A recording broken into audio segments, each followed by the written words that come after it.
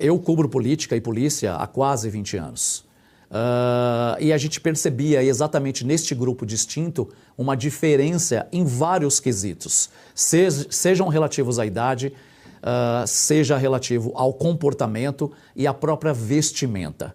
A maioria das pessoas que estava no QG eram pessoas acima de 40, 50, 60 anos, o que diverge da imagem que eu tenho dessas pessoas que estavam aproximadamente a 1 quilômetro do QG naquele mesmo horário. Pois bem, essas pessoas tiveram acesso ao Planalto no momento anterior à descida da grande massa. Eu, por exemplo, posso discorrer aqui para você, Daniel, de diversos detalhes, mas um dos detalhes que mais me chama a atenção, eu tenho uma imagem, por exemplo, de algumas pessoas descendo por trás do prédio do Congresso, por volta de 5h30 da tarde, utilizando uma teresa. O que é a teresa? A teresa é uma corda improvisada, no caso de Brasília foi improvisada com uma mangueira de incêndio, né? Nos presídios a teresa é improvisada com tecido, com lençol que os presos fazem para escalar paredes e, obviamente, Daniel, que as pessoas que estavam lá no QG, portanto, com 40, 50, 60 anos, não teriam habilidade nem para produzir uma teresa, quanto mais subir ou descer por uma teresa. Então, essas pessoas deixaram o Congresso descendo por teresa, eu tenho essas imagens. Eu, por exemplo, um outro fato muito importante que eu venho denunciando, inclusive nas comissões que eu tenho participado em Brasília, eu sou o único preso político que venho sendo ouvido em denúncias. Eu estou na minha 7ª comissão já em Brasília. A minha última foi agora no último dia 10 de dezembro, que foi uma comissão de segurança pública presidida pelo deputado Coronel Meira, onde eu levei muitas informações a respeito de violações de direitos humanos e tortura que foram praticadas contra os presos políticos do 8 de janeiro.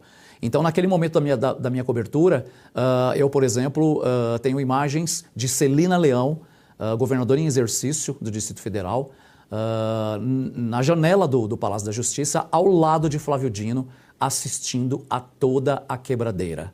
E quando ela vê que eu começo a gravar, eles então fecham a cortina. Esse fato tem sendo denunciado, eu venho denunciando isso há muito tempo, já que Celina Leão, é importante lembrar, ela já é pré-candidata a governadora em Brasília. Então, eu queria deixar um recado aqui, se você me permite, aos eleitores de Brasília, que vocês fiquem muito atentos a essa cidadã, porque apesar de ela, como governadora, tendo as prerrogativas aí de impedir essas invasões, ela não fez, mas ainda assim assistiu pela janela e ainda foi na maior cara de pau nos visitar na Papuda, Daniel. A Berenice Leite é quem faz a próxima pergunta para você, Marcos. Diga, Berenice. Pois é, Vanucci, ainda falando sobre a Celina Leão, né? Ela, depois que o governador, o Ibanez Rocha, foi destituído, ela acabou assumindo interinamente ali, né, o cargo como governadora. E, infelizmente, tem aí uma amizade entre ela e a Michelle Bolsonaro, né? Gostam de tirar fotos juntas, não entendemos até hoje essa amizade. Mas eu estava aqui ouvindo seu relato, muito importante, e em relação a esses infiltrados, né? Agora há pouco a gente noticiou aqui que o ministro Moraes vai revisar ali, tirar alguns dias, mais de 60 dias, que o rapaz do relógio, como ficou conhecido, ele agora vai ter ali esses dias descontados, enfim. Importante a gente destacar isso, porque lá no QG, eu também cheguei a ir algumas vezes, fazer uma cobertura lá jornalística, e um dos lemas, das regras, era não usar camiseta estampada com a foto do Bolsonaro, justamente porque as pessoas estavam ali de forma... por vontade própria, e eles não queriam, de forma alguma, colocar que era o ex-presidente Jair Bolsonaro que estaria convocando eles para estarem nesse acampamento. Foi uma vontade própria, o povo estava ali por sua conta e risco. Então, eles não queriam, de alguma forma, prejudicar o ex-presidente, por isso não usavam essas camisetas lá. E o moço do relógio estava usando a camiseta estampada a foto do Bolsonaro, né? E assim, ele foi uma das obras mais caras que tinha ali dentro do Congresso Nacional. E agora a gente vê esse tratamento diferenciado, porque outros condenados, presos pelo 8 de janeiro, não têm essa assiduidade do ministro em revisão de pena e progressão de regime. Bom, dito isso, A gente sabe que você esteve lá, foi preso, passou por muita coisa na prisão, então queria te ouvir em relação a isso, porque eu tenho na minha mente aqui o caso de uma idosa que foi espancada e ela fala que foi uma mulher muito mais jovem que bateu nela, que inclusive faccionada, né? Ela é de uma facção criminosa e que os presos pelo 8 de janeiro eram muito perseguidos na cadeia, né? Você vê, chegar ao ponto de bater numa idosa. Então, queria que você nos relatasse isso. E, por fim, saber se você também você foi conduzido ali para aquele ginásio que virou um campo de concentração, onde idosas, crianças, muita gente passou mal. Se você esteve lá, como é que foi esse momento que vocês ficaram lá sem água, né? Enfim, muita gente podia ter já, né, morrido ali mesmo naquela situação, considerando que eram pessoas muito idosas que estavam no acampamento. Berenice, passei por todos os processos que você conhece. Tudo que foi falado sobre o 8 de janeiro, eu passei por tudo, inclusive por essa própria quadra que você se refere, que foi apelidada de campo de concentração. É claro que para a gente detalhar aqui tudo que nós passamos, haveria necessidade de um tempo muito maior. Eu vou tentar aqui identificar e falar a respeito de coisas que pontualmente eu considero mais graves, né, em relação a tudo o que nós passamos.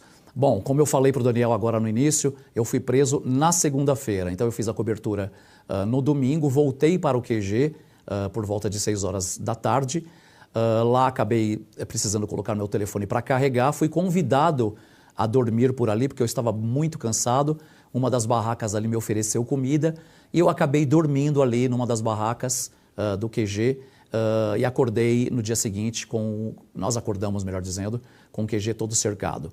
Fui então me dirigi então a um dos comandantes e fui tentar entender o que estava acontecendo. Me identifiquei como jornalista, disse que estava ali trabalhando, fazendo a cobertura e o que ele me dizia era, entrem nos ônibus. E eu perguntava, entrar nos ônibus para quê? Para onde essas pessoas serão levadas? E ele, de forma recorrente, dizia, entrem nos ônibus. Vocês estão aqui há 70 dias, vocês já tiveram um problema com o Exército? Falei, não, eu não estou aqui há 70 dias. Eu cheguei aqui ontem e eu tenho direito de saber para onde nós vamos. O senhor entraria num ônibus sem saber o destino? E ele disse, entrem nos ônibus, e começou a chorar. Então, neste momento, eu percebi que ele sabia exatamente que todas aquelas pessoas seriam presas, né? E, obviamente, isso não foi falado, porque certamente haveria uma reação contundente, porque nós tínhamos muitos homens naquele QG, e é claro que nós iríamos assistir a um episódio ali que eu considero de uma chacina a céu aberto, que é o que aconteceria caso essas pessoas fossem avisadas sobre essas prisões. Eu já assisti a quase uma chacina na cobertura no Planalto, no próprio 8 de janeiro, com as pessoas sendo bombardeadas por 3 helicópteros, por tiros de bala de borracha. Eu socorri várias pessoas. Você deve, Berenice, a nossa audiência também deve se lembrar, por exemplo, do Epaminondas, que é um caso muito recorrente, que tomou um tiro no olho, perdeu o olho esquerdo. Eu fui uma das pessoas que o socorreu na época e nos encontramos no meu depoimento a Pedro Vaca, quando ele esteve ouvindo aqui presos políticos do 8 de janeiro, quando ele esteve no Brasil, representando a OEA. Dito isso, fomos então levados para uma base da Polícia Militar, e quando nós chegamos a essa base da Polícia Militar, eles rodaram conosco por volta de 1h30, 2 horas, nos expondo à imprensa. Chegamos então nessa base e lá eu pedi então para ir ao toalete. Quando desci do ônibus, abordei um dos policiais e perguntei onde nós estávamos. E o que ele me disse, que é inclusive uma das informações que eu tenho levado quando sou convocado a essas comissões para denunciar todos esses fatos. O policial me diz que, de acordo com as informações que ele teria tido, que nós deveríamos ter sido levados à rodoviária municipal e lá liberados, identificados e liberados. E que isso havia sido acordado com o governo. Quando nós chegamos, então, a essa base, o comandante, que é o coronel Maine, pergunta, então, o que essas pessoas estão fazendo aqui? Por que essas pessoas foram trazidas para cá se havia sido combinado que elas seriam soltas? E aí ele recebe, então, a informação que o plano foi mudado e que essas pessoas seriam presas. O próprio comandante, portanto, também teria sido enganado. E aí, neste momento, quando ele é informado que nós seríamos presos, Ele então se nega a efetuar essa prisão e posteriormente ele também é preso por conta desta negativa. Estas informações de um policial militar que me passou quando nós paramos nesta base.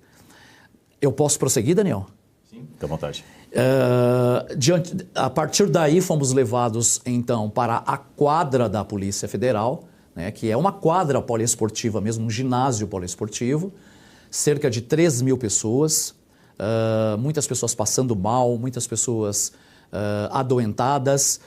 Eu me lembro de um fato muito grave, que dentro do ônibus onde eu estava, um senhor passou muito mal, perdeu todos os sentidos, ficou completamente roxo e foi retirado desse ônibus sem nenhum sinal vital.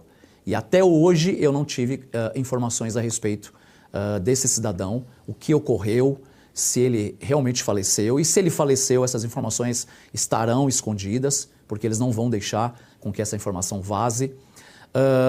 Outra informação muito importante em relação ao que você disse sobre tortura, né, e violação. Muitas pessoas... É até um pouco pesado, Daniel, já me desculpo antecipadamente com a sua audiência, mas é necessário que se fale sobre isso. As pessoas elas foram fechadas completamente nos ônibus, as portas dos ônibus fechadas, os motoristas não abriam as portas, nem tampouco as janelas, e as pessoas passaram então a utilizar a escada traseira do ônibus como toalete. Então as pessoas passaram ali de forma improvisada, com toalhas, a improvisarem então um banheiro, ali elas defecaram, ali elas urinaram e sem o menor constrangimento por parte das autoridades. Por mais que elas batessem nas janelas, por mais que elas pedissem para saírem, essas pessoas elas não eram autorizadas.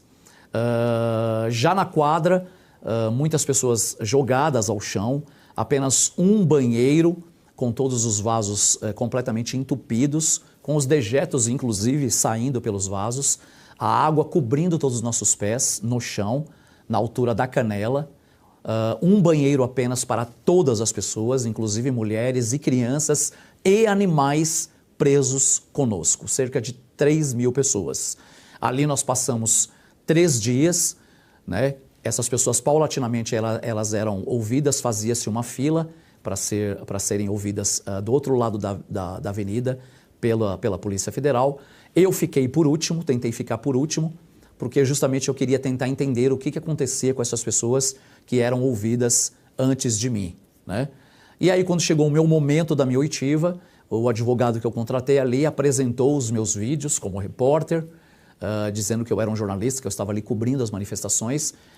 Ele me pediu algumas imagens recentes, porque as imagens que esse advogado apresentou eram imagens da época da Globo, da CBN, da Rede TV, da Record, desses veículos que eu passei em São Paulo.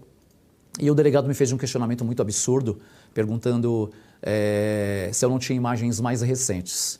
E aí eu devolvi com uma pergunta: o senhor é mais ou menos delegado no início da sua carreira ou atualmente?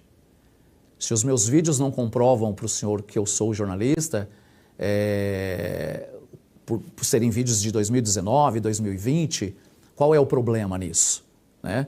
Então ele desconsiderou completamente essas provas, esse material, e talvez, pela minha resposta, pela minha argumentação com ele, talvez ele tenha ficado aí, se sentido um pouco ofendido e disse então para o meu advogado que eu iria ficar, né? Importante lembrar agora também, Berenice, que é claro que naquele momento todos nós estávamos bem abalados psicologicamente, mas hoje, passados 3 anos, eu posso garantir para todos vocês, colegas aqui da Oeste, que eu não estive naquele local aleatoriamente. Eu tenho absoluta certeza que qualquer foca, para a nossa audiência que não sabe o que é foca, é o jornalista em começo de carreira, qualquer foca gostaria de ter tido a experiência que eu tive como único jornalista cobrindo todas as manifestações. Então hoje eu me sinto, além de orgulhoso, muito comprometido em trazer essa verdade, em trazer luz a toda essa farsa, a toda essa mentira que culminou com a destruição de milhares e milhares de vidas de várias pessoas pelo Brasil.